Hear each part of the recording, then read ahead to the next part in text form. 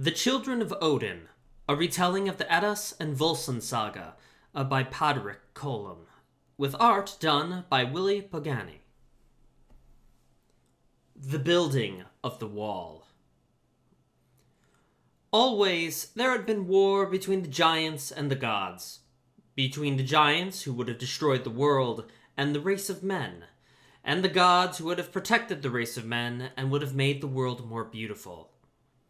There are many stories to be told about the gods, but the first one that should be told to you is the one about the building of their city. The gods had made their way up to the top of a high mountain, and there they decided to build a great city for themselves that the giants could never overthrow. The city they would call Asgard, which means the place of the gods. They would build it on a beautiful plain that was the top of that high mountain, and they wanted to raise around their city the highest and strongest wall that had ever been built. Now, one day, when they were beginning to build their halls and their palaces, a strange being came to them. Odin, the father of the gods, went and spoke to him. "What dost thou want on the mountain of the gods?" he asked the stranger. "I know what is in the mind of the gods," the stranger said. "They would build a city here. I cannot build palaces, but I can build great walls that can never be overthrown. Let me build the wall around your city." "How long will it take you to build a wall that will go around our city?" said the father of the gods. "A year, O Odin," said the stranger. Now, Odin knew that if a great wall could be built around it, the gods would not have to spend all their time defending their city, Asgard, from the giants. And he knew that if Asgard were protected, he himself could go amongst men and teach them and help them. He thought that no payment the stranger could ask would be too much for the building of that wall. That day, the stranger came to the council of the gods, and he swore that in a year he would have the great wall built. Then Odin made oath that the gods would give him what he asked in payment if the wall was finished to the last stone in a year from that day. The stranger went away and came back on the morrow.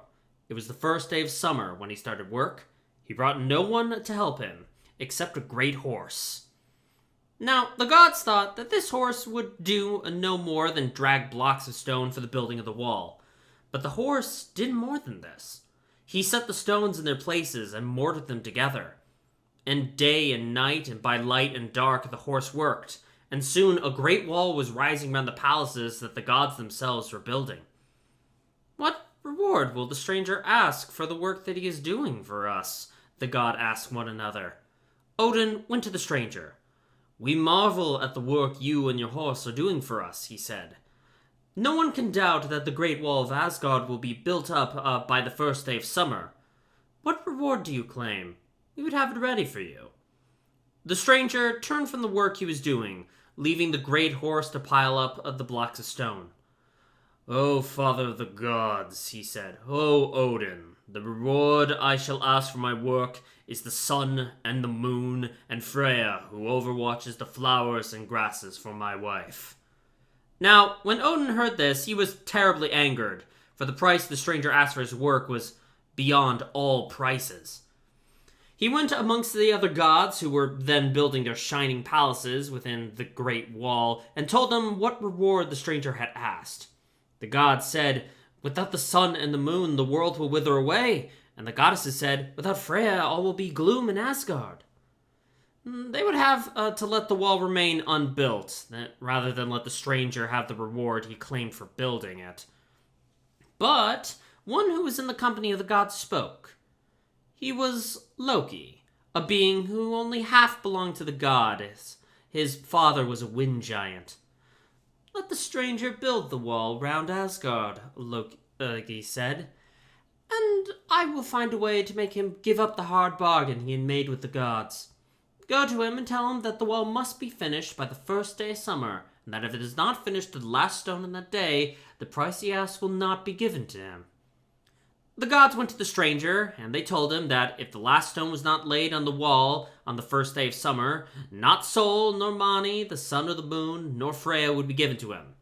And now they knew that the stranger was one of the giants.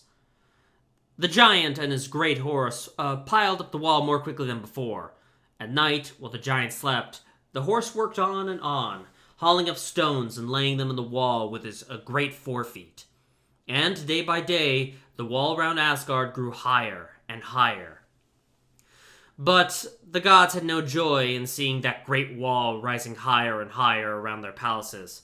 The giant and his work would finish by the first day of summer, and then he would take the sun and the moon, Sol and Mani and Freya away with him.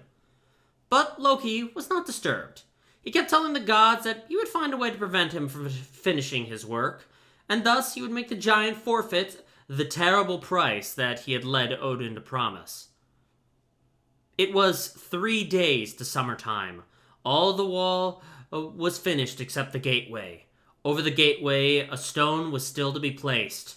And the giant, before he went to sleep, bade his horse to haul up a great block of stones that they might put it above the gateway in the morning, and so finish the work 2 full days before summer.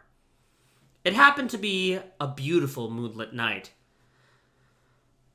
Svaldilfare, the giant's great horse, was hauling the largest stone he had ever hauled when he saw a little mare come galloping towards him. The great horse had never seen so pretty a little mare, and he looked at her with surprise. "Svaldilfare, slave," said the little mare to him, and went frisking past. Svaldilfare put down the stone he was hauling and called the little mare. She came back to him. "Why do you call me Svaldilfare, slave?" said the great horse. "Because you have to work a night and day for your master," said the little mare.